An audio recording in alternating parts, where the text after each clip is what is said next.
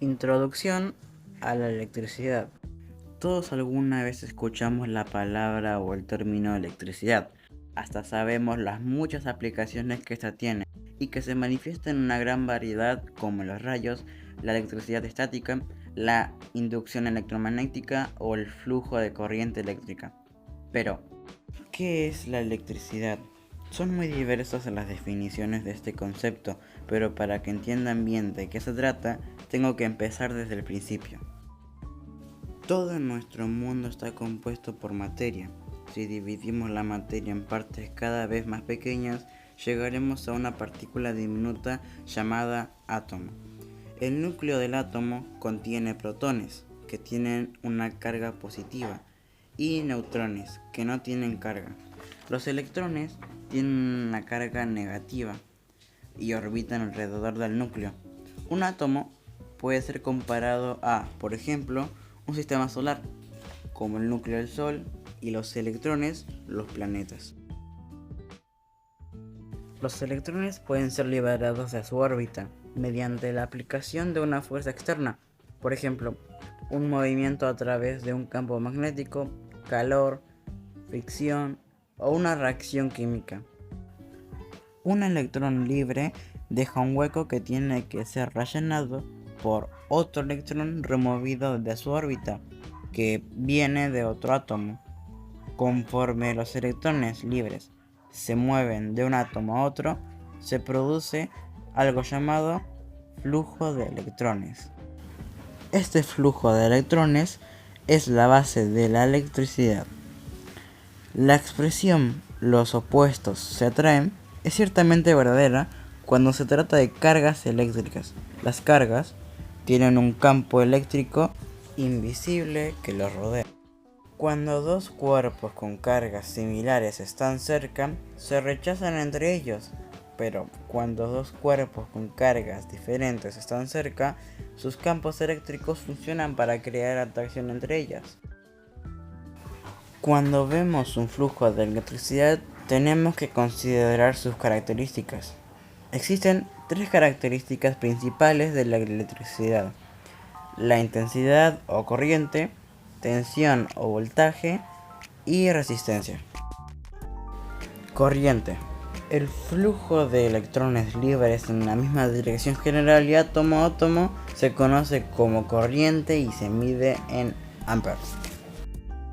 Cuando hablamos de la corriente eléctrica, la dirección del flujo de dicha corriente debe ser tomada en cuenta. Existen dos teorías diferentes con relación a este tipo de aspectos: flujo convencional y flujo de electrones. Flujo convencional.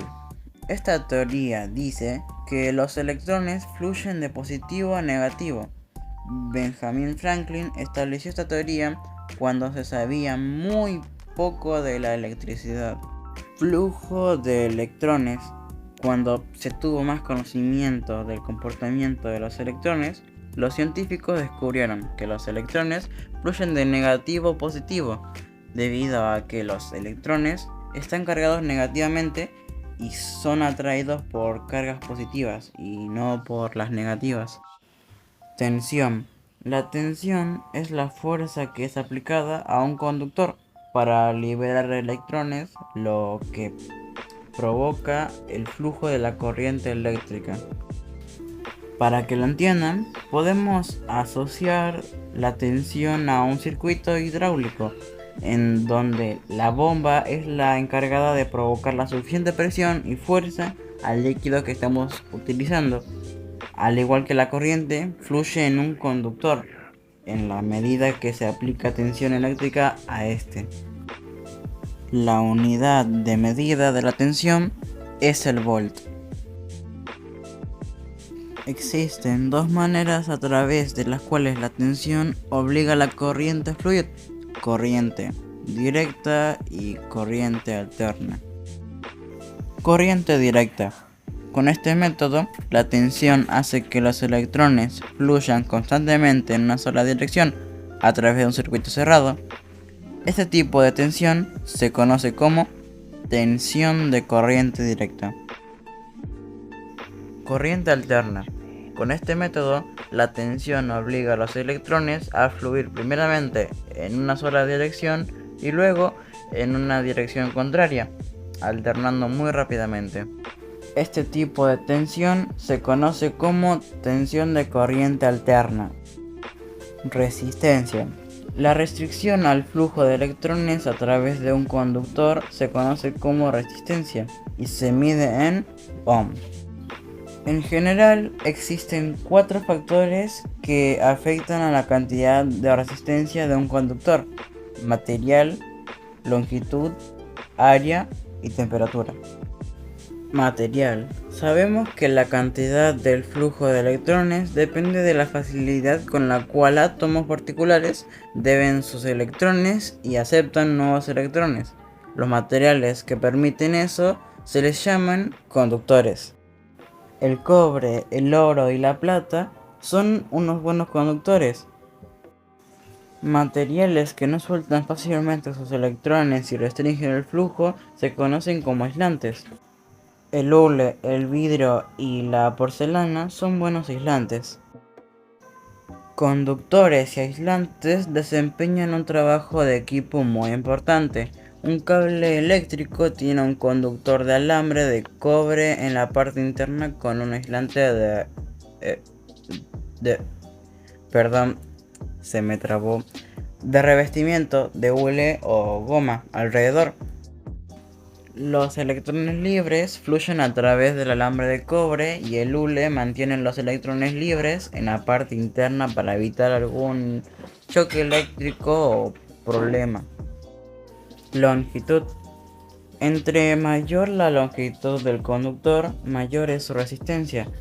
La resistencia se incrementa o reduce en proporción a la longitud del conductor. Área. Conforme se incrementa el área de un conductor, reduce su resistencia y viceversa. Por ejemplo, si el área de un conductor es duplicada, la resistencia se reduce a la mitad. Temperatura. Habitualmente cuando se eleva la temperatura de un conductor, se eleva su resistencia. El factor temperatura no es tan predecible como los demás factores, pero debe tomarse en cuenta cuando se maneja la electricidad. Gracias por su atención.